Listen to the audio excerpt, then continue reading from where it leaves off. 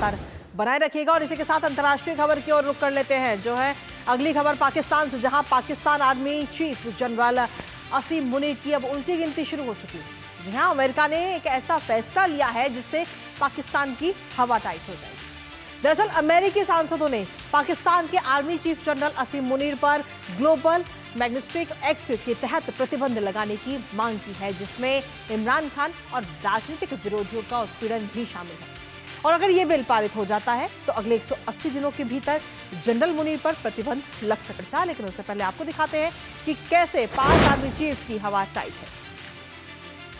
तो जनरल असीम मुनीर पर ये प्रतिबंध लगेगा, जी हाँ, और इसके बाद में वो की एंट्री जो है अमेरिका में वो हो जाएगी बंद, वो हो जाएगी बैन। अमेरिका की तरफ से ये बड़ा कदम उठाया गया है। साथ ही आपको बता दें कि इमरान खान के सपोर्ट में भी नजर आया है। अमेरिकी सीनेट में पाक के खिलाफ ये बिल पेश किया गया है और इस बिल में सीधे तौर पर देखें तो पाक आर्मी चीफ की एंट्री को लेकर बात कही गई है। ग्लोबल मैग्निस्टिक एक्ट के तहत प्रतिबंध लगाने की ये मांग की गई है। और इस एक्ट की अगर हम बात करें तो इस एक्ट के जरिए इससे पहले भी इस एक्ट का इस्तेमाल किया गया है। राजनीतिक विरोधियों के उत्पीड़न के लिए अब बैन लगाया जाएगा, ये बात कही जा रही है अगर ये बिल पास हो जाता है तो। अन्य पाकिस्तानी अधिकारियों पर भी कार्रवाई की मांग इस दौरान अमेरिका में की गई है। लेकिन इसके साथ ही आखिर ये एक्ट क्या है वो भी एक बार आपको बता देते हैं, क्योंकि बिल पारित होने पर पाक आर्मी चीफ पर यह प्रतिबंध लगेगा और उनकी अमेरिका में एंट्री हो जाएगी बैन। अगले 180 दिनों में बैन लगने की संभावनाएं जताई जा रही हैं अगर इस बिल को अमेरिका से पास कर दिया जाता है, अमेरिका में पारित किया जाता है। अमेरिका नहीं जा सकेंगे जनरल मुनीर इस बिल के पास होने के बाद में। इस एक्ट के तहत ये जो एक्ट लाया जा रहा है, अमेरिकी वीजा पर भी उनके रोक लग जाएगी। और किस तरीके से पाकिस्तान की मुश्किलें कहीं ना कहीं सीधे तौर पर हम देखें तो खड़ी हो रही है। हालांकि इससे पहले साल 2012 में ओबामा ने रूस के खिलाफ ये एक्ट लगाया था और अब इसमें पाकिस्तान का नाम भी सामने आ रहा है। इसके साथ ही आखिर इमरान खान पर क्या कुछ रुख है अमेरिका का, वो आपको बता देते हैं। विधेयक में इमरान खान की रिहाई की मांग इस वक्त की जा रही है। इस विधेयक के जरिए अमेरिका में जो ये विधेयक आया है, और साथ ही इमरान खान को राजनीतिक कैदी मानते हैं अमेरिकी सांसद। उनकी तरफ से कहा जा रहा है कि सिर्फ राजनीति से प्रेरित होकर के इमरान खान को कैद किया गया। अमेरिकी प्रशासन से पाकिस्तानी सेना पर दबाव की भी मांग इस वक्त की जा रही है कि पाकिस्तान पर जिससे कि दबाव बनाया जा सके। इमरान की रिहाई से पाक में कहीं ना कहीं राजनीतिक अस्थिरता बढ़ेगी, ये बात भी कही जा रही है अमेरिका की तरफ से। इसके साथ ही आपको बता दें कि शहबाज शरीफ सरकार पर भी अब आगे आने वाले समय में दबाव बढ़ता हुआ नजर आएगा। हमारे साथ हमारे सहयोगी अक्षय डोंगरे इस वक्त जुड़ रहे हैं, सीधा उन्हीं का रुख करेंगे। अक्षय, क्या कुछ ताजा अपडेट है आपके पास? पाकिस्तान की अगर हम बात करें तो मुश्किलें हैं और साथ ही अमेरिका में ये पूरा एक्ट एक बार फिर लाया गया है।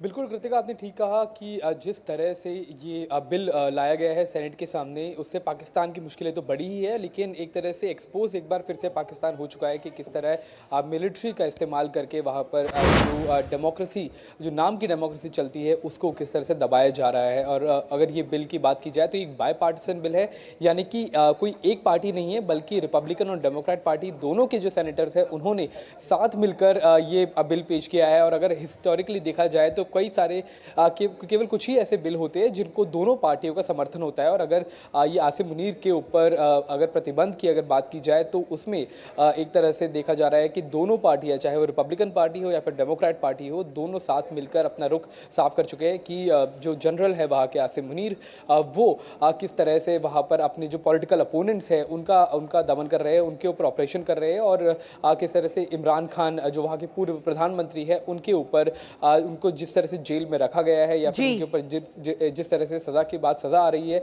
वो कहीं ना कहीं इन्फ्लुएंस्ड है। हालांकि ये पूरी दुनिया जानती है कि पाकिस्तान में डेमोक्रेसी महज एक दिखावा है, असली रूल वहाँ पर मिलिट्री करती है, मिलिट्री के अलावा आईएसआई करती है। तो इसी जो झूठ का प्रोपेगेंडा एक तरह से पाकिस्तान चलाता रहा है ताकि वो चाहे एफएटीएफ की ग्रे लिस्ट हो या फिर अन्य तरीके के जो प्रतिबंध उनसे बाहर आ सके, लेकिन उसकी जो चाल है वो कामयाब नहीं हो पा रही है। और इसका सीधा साधा उदाहरण इस चीज़ में देखने को मिलता है कि पाकिस्तान आर्मी के जो अध्यक्ष है यानी कि जो जनरल है उनके ऊपर सीधे सीधे प्रतिबंध लगाने की अब बात खुद अमेरिका कर रहा है। लेकिन इसके साथ ही क्या इसको लेकर अभी तक पाकिस्तान की तरफ से किसी प्रकार की प्रतिक्रिया सामने आई है?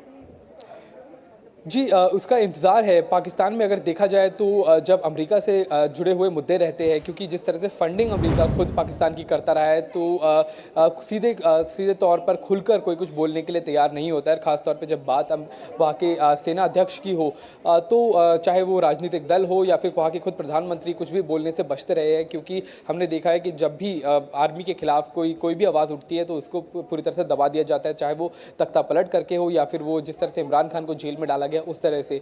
तो प्रतिक्रिया कोई नहीं आई है, लेकिन जाहिर तौर पे एक चीज़ साफ हो चुकी है कि जिस तरह से सेनेट में ये बिल लाया गया है वो दोनों पार्टियों की तरफ से लाया गया है, जिसका मतलब ये है कि इस बिल को पास होने में ज़्यादा कोई समस्या नहीं आने वाली है। और अगर ऐसा होता है तो पाकिस्तान की आर्मी के लिए एक बहुत बड़ा झटका हो सकता है।